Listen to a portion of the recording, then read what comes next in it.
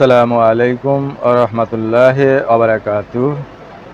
এক নজরে কোরআন থেকে আপনাদেরকে জানাচ্ছি আন্তরিক শুভেচ্ছা ও অভিনন্দন। শুকরিয়া ওই মহান রব্বুল আলামিনের দরবারে, যিনি আমাকে মুসলিম হিসাবে সৃষ্টি করেছেন এবং আল্লাহর ইবাদত বন্দিগিতে নিজেদেরকে নিয়োজিত রাখার তৌফিক দান করেছেন। সেই জন্য সবাই শুকরিয়া আদায় করি, আলহামদুলিল্লাহ। তো এই ফিতনার যুগে নিজের ঈমান ধরে রাখাটা অত্যন্ত জটিল একটা কাজ এবং এটাই মুসলিম হিসাবে করতে হবে এই ফিতনার যুগে, এবং যেভাবেই করা দরকার সেভাবেই করতে হবে। তো চলুন কথা না বাড়িয়ে আজকে এক নজরে কোরআন থেকে আজকের যে সূরা তরজমা এবং তাফসীর আমরা শুনবো সেটা হলো সূরা আলাক। এই সূরাটা হলো সূরার বিন্যাস অনুযায়ী, অর্থাৎ কোরআন মজিদের যে বিন্যাস সেই অনুযায়ী ৯৬তম সূরা। আজকের যে বর্ণনা করবো সেটা শুধু ৯৬তম সূরা। এই ৯৬তম সূরার আগে ৯৭, ৯৮, ৯৯তম প্রত্যেকটা কিন্তু আমি বর্ণনা করে আসছি, অর্থাৎ আমি পিছন দিক থেকে আসছি, ১৪ থেকে শুরু করেছি এবং ১ নম্বরে ১৪ থেকে শুরু করে ১১৪ থেকে শুরু করে ১ নম্বর পর্যন্ত যাব। অর্থাৎ পুরো কোরআনই আমি তর্জমাটা আপনাদেরকে শোনাবো এক নজরে কোরআন থেকে। তো চলুন কথা না বাড়িয়ে চলে যাই। তো নাজিলের ধারাবাহিকতা তথা কোন সূরার পর নাজিল হয়েছে তা বিবেচনায় এটি প্রথম সূরা, অর্থাৎ নাজিলের ধারাবাহিকতা হিসাবে এই সূরাটি নাজিল করা হয়, প্রথম সূরা নাজিল করা হয়। যেই প্রথম যে নবীর উপরে, নবী করিম সাল্লাল্লাহু আলাইহি ওয়াসাল্লামের উপরে যে সূরাটা দেওয়া প্রথম যে নিয়ে আসেন যে বাক্য, সেটা হলো বিসমিল্লাহির রহমানির রহিম, ইকরা বিসমি রব্বিকাল্লাযী খালাক খলাকাল ইনসানা মিন আলাক। এই সূরাটা দিয়েই কিন্তু সূরাটা নাজিল হওয়ার মধ্য দিয়েই কোরআন নাজিল হওয়া শুরু করে এবং এটা মক্কার যুগের সূরা, এই জন্য এটাকে মাক্কি সূরা বলা হয়। এবং এই মাক্কি সূরা, এটার আয়াত সংখ্যা ১৯, অর্থাৎ এতে ১৯টা আয়াত আছে। নামের রহস্য আলাক। আলাক মানে হলো জমাট বাঁধা রক্তপিণ্ড। মানুষ সৃষ্টির শুরু ধাপ সেটা সূরার দ্বিতীয় আয়াতে শব্দটি ব্যবহৃত হয়েছে, সেখান থেকে সূরাটির নামকরণ করা হয়েছে আলাক। অর্থাৎ আলাক শব্দ দ্বারা বোঝায় যে এটা রক্তপিণ্ড, অর্থাৎ মানুষ যে রক্তপিণ্ডর দ্বারা তৈরি হয় সেই রক্তপিণ্ডর কথাই বলা হয়েছে। এই মেজর থিম আপনারা জানেন যে এই সূরাতে তর্জমা যেভাবে করেছে তার প্রত্যেকটা সূরারই মেজর থিম হলো 3টা। অর্থাৎ 1 নম্বরে আল্লাহ তাআলা বোঝাতে চাচ্ছেন যে জ্ঞান দান করে মানুষকে অনুগ্রহ ধন্য করা হয়েছে। জ্ঞান দান করে আল্লাহ তাআলা মানুষকে আল্লাহর অনুগ্রহের মাধ্যমে মানুষকে ধন্য করা হয়েছে। 2 নম্বরে মানুষের সীমা লঙ্ঘন। 3 নম্বরে সীমা লঙ্ঘনকারীদের পরিণতি। এই সূরা দ্বারা এই 3টা জিনিস আল্লাহ তাআলা তুলে ধরেছেন সূরার শুরু এবং শেষ। সূরাটির শুরুতেই আল্লাহ তাআলা মানুষকে পড়ার আদেশ দিয়েছেন। পড়ার মাধ্যমে মানুষ জ্ঞান লাভ করবে, আর জ্ঞানের বৈশিষ্ট্য হলো একটি মানুষকে বিনয়ী করে, অর্থাৎ যে যত জ্ঞানী তিনি তত বেশি বিনয়ী হবেন। এরই ধারাবাহিকতা আল্লাহ তাআলা সূরার শেষে মানুষকে তার উদ্দেশ্যে সাজদা করার আদেশ দিলেন, যা বিনয় প্রকাশের সর্বোচ্চ ধরন। মানুষের বিনয় প্রকাশের সর্বোচ্চ ধরন হলো সেজদা, অর্থাৎ সেজদার মাধ্যমে মানুষের যত অহংকার অহমিকা সব কিছু দূর হয়। আর এই সেজদা শুধু একমাত্র আল্লাহর উদ্দেশ্যেই করতে হবে, আর কারো উদ্দেশ্যে করা যাবে না। একমাত্র সেজদার মূল যে প্রাপ্য তিনি হলেন যিনি আমাকে সৃষ্টি করেছেন, সেই মহান আল্লাহ রাব্বুল আলামিন, তাকেই কিন্তু সেজদা করতে হবে। শানে নজুল সূরা আলাক পবিত্র কোরআনের সর্বপ্রথম নাজিল হওয়া সূরা। নবীজির উপর এই সূরার শুরুর 5 আয়াত নাজিলের মধ্য দিয়েই ওহী আসা শুরু হয়। এর আগে থেকে রাসূল সাল্লাল্লাহু আলাইহি সাল্লাম হেরা গুহায় নিয়মিত যাওয়া আসা করেছিলেন। সেখানে তিনি নির্জনে আল্লাহকে স্মরণ করতেন। হঠাৎ একদিন জিবরাইল আলাইহিস সালাম সেখানে হাজির হন। এসেই তিনি নবীজিকে বললেন, পড়ো। তিনি বললেন, আমি তো পড়তে জানি না। একথা শুনে জিবরাইল আলাইহিস সালাম তার বুকের সাথে ধরে নবীজিকে ভীষণ জোরে চাপ দিলেন। এরপর বললেন, পড়ো। নবীজি আবারও একই জবাব দিলেন। জিবরাইল আলাইহিস সালাম আবার একই কাজ করলেন। এমন করে মোট 3 বার হলো। শেষবার চাপ দেওয়ার পর জিবরাইল আলাইহিস সালাম বললেন, পড়ো তোমার রবের নামে, যিনি সৃষ্টি করেছেন। অর্থাৎ ইকরা বিসমি রব্বিকাল্লাযী খালাক খলাকাল ইনসানা মিন আলাক। অর্থাৎ এই জিনিসটাই আল্লাহ তাআলা জিবরাইল আলাইহিস সালামের মাধ্যমে আল্লাহ তাআলা এই আয়াতটাই পাঠিয়েছিলেন।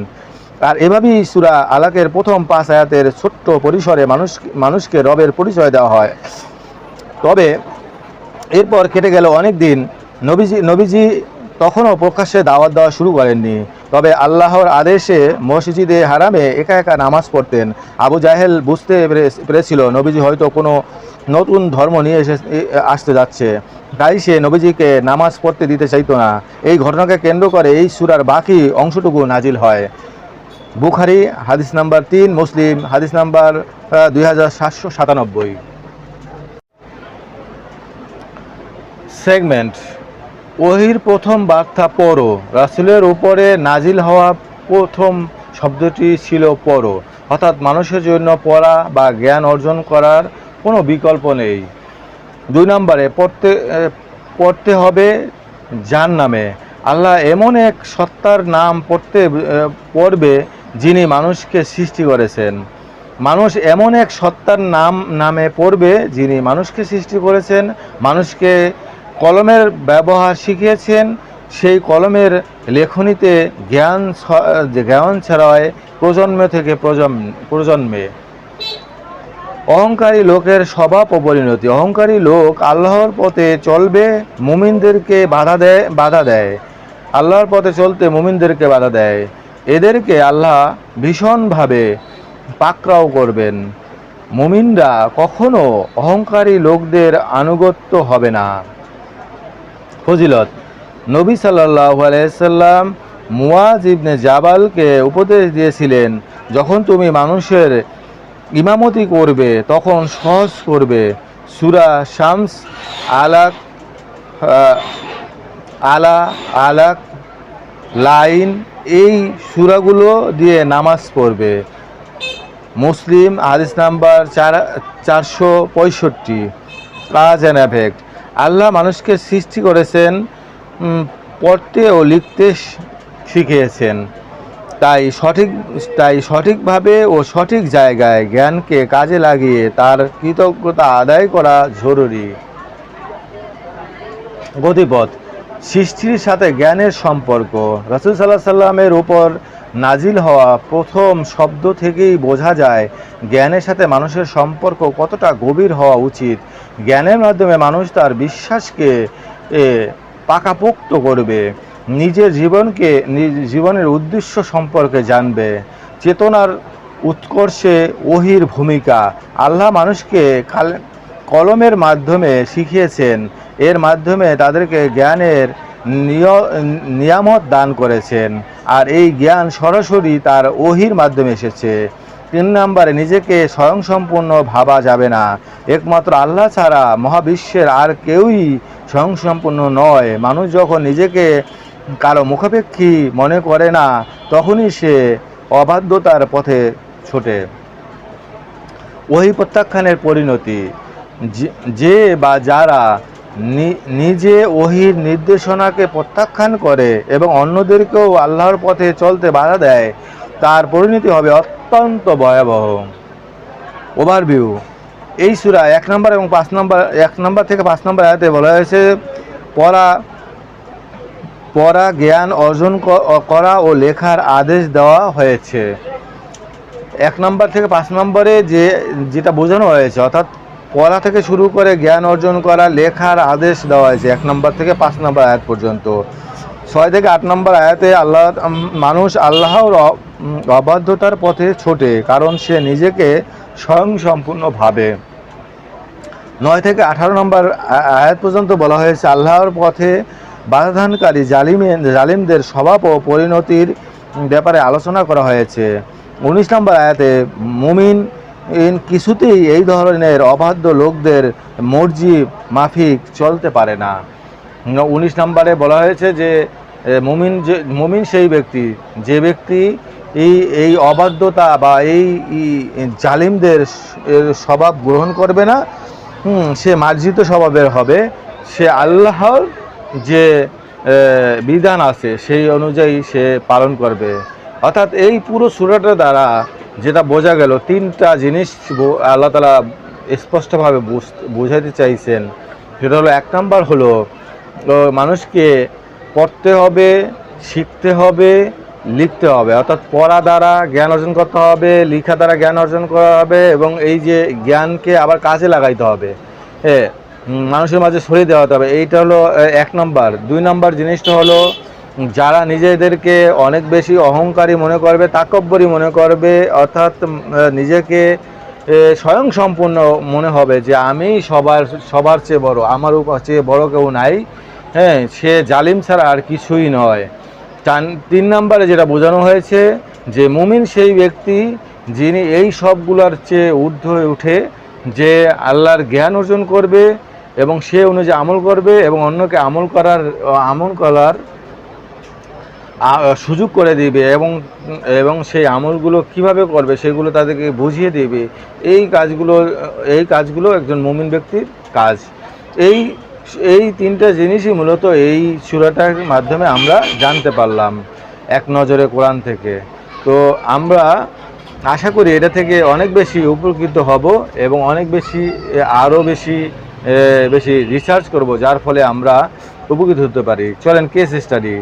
এই সূরায় 6 নম্বর 7 নম্বর আয়াতে আল্লাহ বলেন, সাবধান, মানুষ অবাধ্যতার পথে ছুটছে কারণ সে নিজেকে স্বয়ংসম্পূর্ণ মনে করে। অর্থাৎ মানুষের অবাধ্যতার পেছনে নিজেকে স্বয়ংসম্পূর্ণ মনে করাটাই প্রধান কারণ।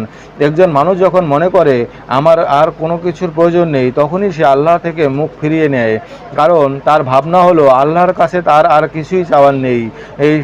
সে কেন শুধু আল্লাহর কাছে নত হবে। এই চেতনাই মানুষকে ধ্বংস করে দেয়। প্রকৃত অর্থে মানুষ কোনোদিনই স্বয়ংসম্পূর্ণ হতে পারে না, কেননা মানুষের কোনো অবস্থাই চিরস্থায়ী নয়। তথাকথিত স্বয়ংসম্পূর্ণ অবস্থা পরিবর্তনশীল, আর অবস্থার এই পরিবর্তন ঘটতে থাকে একমাত্র আল্লাহর ইচ্ছায়। তাই নিজেদের চিন্তাধারা পরিবর্তন করতে হবে এবং আল্লাহর আদেশ নির্দেশের সামনে নত হতে হবে। ইবনে কাসির তাফসির হাদিস নাম্বার 7/604। রিফ্লেকশন। আল্লাহ তাআলা এক বিশেষ অনুগ্রহের মাধ্যমে আল্লাহ তাআলা এক বিশেষ অনুগ্রহ এই যে তিনি মানুষকে কেবল জ্ঞান সম্পন্নই বানাননি, কলমের ব্যবহারও শিখিয়েছেন। তিনি যদি মানুষকে লেখার কৌশল শিক্ষা না দিতেন, তাহলে মানুষের জ্ঞান অর্জন অনেকটাই অনর্থক হয়ে পড়ত, কারণ সে জ্ঞান ছড়িয়ে দেওয়ার কোনো উপায় থাকতো না। মানব সভ্যতার ক্রমাগত বিকাশ অসম্ভব হয়ে পড়ত। এই সূরা 4 নং আয়াতে আল্লাহ তাআলা জানান তিনি কলমের ব্যবহার শিখিয়েছেন।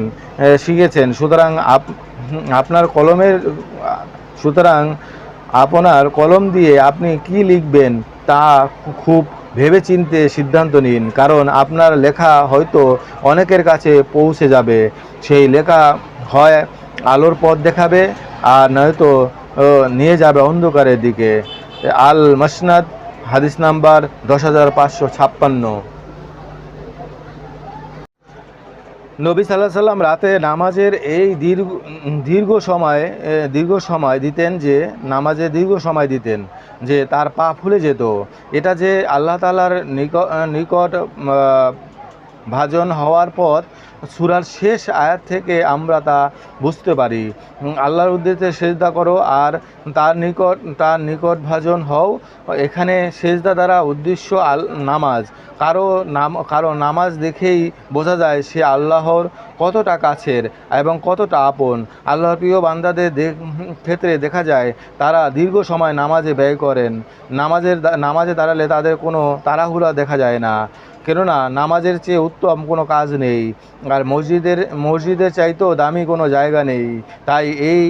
তাই এটা উপলব্ধি করা জরুরি। আমরা যত বেশি আল্লাহর নিকটভাজন হতে চাই, আমাদের ঠিক তত বেশি সেজদা করতে হবে। বুখারী হাদিস নাম্বার 4837 বা হাদিসে এটা উল্লেখ করা হয়েছে। সুতরাং আমাকে আপনাকে এই বোঝার এবং এই জ্ঞানের অধিকারী হওয়ার তৌফিক দান করুক, আমিন। অর্থাৎ এই সূরাটার দ্বারা আমাদেরকে স্পষ্ট বোঝানো হয়েছে, এই যে আমি যেই বইটা আপনাদের মাঝে তুলে ধরেছি, যে লেখক এটা লিখছে সে অবশ্যই কলম দ্বারা লিখেছে, তার জ্ঞানকে খাটিয়েছে এবং জ্ঞানকে কাজে লাগিয়ে সে প্রচার করার চেষ্টা করেছে সমাজের মাধ্যমে। এটাই হলো মুমিনের প্রকৃত বৈশিষ্ট্য, যে সে নিজে পড়বে, অন্যকে পড়ার জন্য সুযোগ করে দিবে এবং সেটা জ্ঞানকে তার তার এই এই সুন্দর জ্ঞান অর্থাৎ যেটাকে এবাদতের কাজে লাগে, আল্লাহর এবাদতের কাজে লাগে, এই জ্ঞানকে ছড়িয়ে দিতে হবে। আল্লাহর এবাদতের জ্ঞানকে মানুষের মাধ্যমে ছড়িয়ে দেওয়া, যেটা এখন আমি আপনাদের সামনে করছি। সুতরাং সবাই আমরা চেষ্টা করব যে যেখান থেকেই পারি এই জ্ঞানকে ছড়িয়ে দিতে। সেই পর্যন্ত সুস্থ থাকবেন, ভালো থাকবেন। আজকের মতো এখানেই বিদায়। আসসালামু আলাইকুম ওয়া রাহমাতুল্লাহি ওয়া বারাকাতুহু।